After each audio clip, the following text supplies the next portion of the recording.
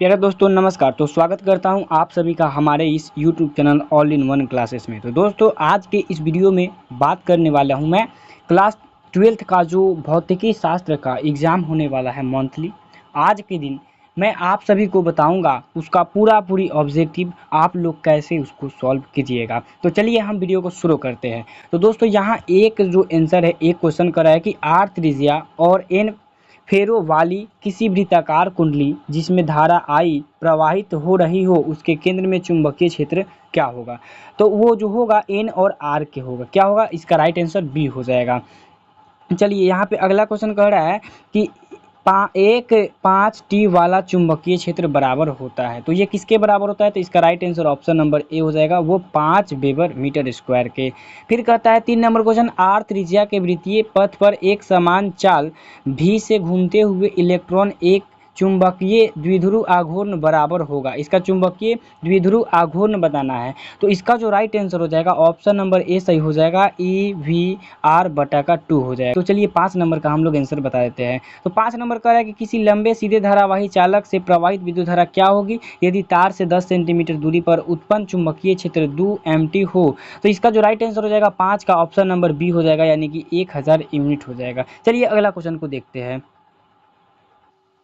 यहाँ पे 6 नंबर प्रश्न आया कि चुंबकीय क्षेत्र बी में स्थित एम चुंबकीय आघूर्ण वाले धारापाश द्वारा अनुभूत बल आघूर्ण टाउ का मान होगा। तो इसका क्या मान होगा? तो 6 का जो राइट आंसर हो जाएगा ऑप्शन नंबर ए हो जाएगा, टाउ बराबर क्या एम वेक्टर गुना बी वेक्टर हो जाएगा। चलिए 7 नंबर क्वेश्चन को हम लोग पढ़ते हैं। 7 नंबर जो हमारा क्वेश्चन कर रहा है वो कहता है कि गैल्वेनोमीटर में शंट का व्यवहार किया जाता है। गैल्वेनोमीटर में शंट का व्यवहार किस लिए किया जाता है? तो 7 का जो राइट आंसर हो जाएगा क्या हो जाएगा? देखिए इसमें क्या रखा है, उसका प्रतिरोध बढ़ाने के लिए, उच्च धारा से टूटने के लिए। तो इसका जो राइट आंसर हो जाएगा 7 का बी हो जाएगा, यानी प्रतिरोध क्या करने के लिए? बढ़ाने के लिए गैल्वेनोमीटर में शंट का व्यवहार किया जाता है। यहाँ पे अगला जो कह रहा है वो कहता है कि स्व प्रेरकत्व का ऐसा ही मात्रक, स्व प्रेरकत्व का ऐसा ही मात्रक क्या है? तो इसका ऐसा ही मात्रक क्या होता है? तो 10 का जो राइट आंसर हो जाएगा ऑप्शन नंबर बी हो जाएगा, वोल्ट हो जाएगा। चलिए इतना में आप सभी को दिक्कत नहीं है। चलिए अगला देखते हैं।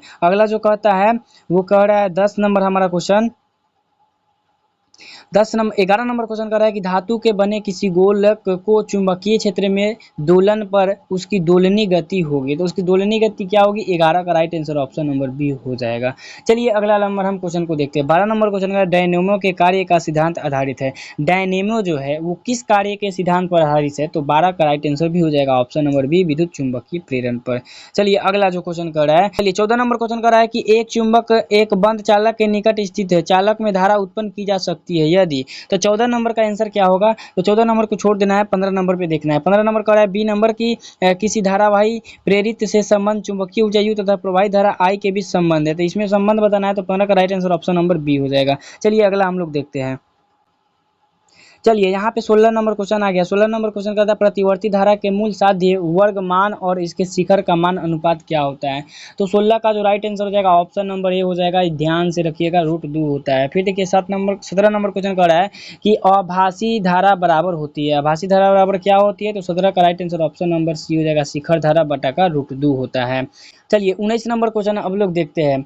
19 नंबर क्वेश्चन को छोड़ देते हैं, 20 नंबर को छोड़ देते हैं। चलिए डायरेक्ट आते हैं 23 नंबर क्वेश्चन की ओर। 23 नंबर क्वेश्चन कर रहा है कि किसी LCR परिपथ में ऊर्जा क्षय होता है। तो इसमें क्या होता है? तो 23 का ऑप्शन नंबर जो हो जाएगा राइट बी हो जाएगा। 23 का ऑप्शन नंबर बी हो जाएगा, प्रतिरोधक में। फिर कह रहा है कि प्रतिवर्ती धारा परिपथ में यदि धारा I विभवांतर V के बीच कलांतर फाई हो तो धारा का विष्टन घटकर होगा हो जाएगा। इसको भी छोड़ देना है। चलिए 26 नंबर को देखते हैं। इसमें आपको बता दूंगा कि जो इंपॉर्टेंट है, जो आ रहा है ना, उसको बता दे रहे हैं, और जो है क्वेश्चन नहीं आ रहा है उसको छोड़ देना है या फिर अपने से भर देना है। चलिए देख रहे हैं 26 नंबर हो गया।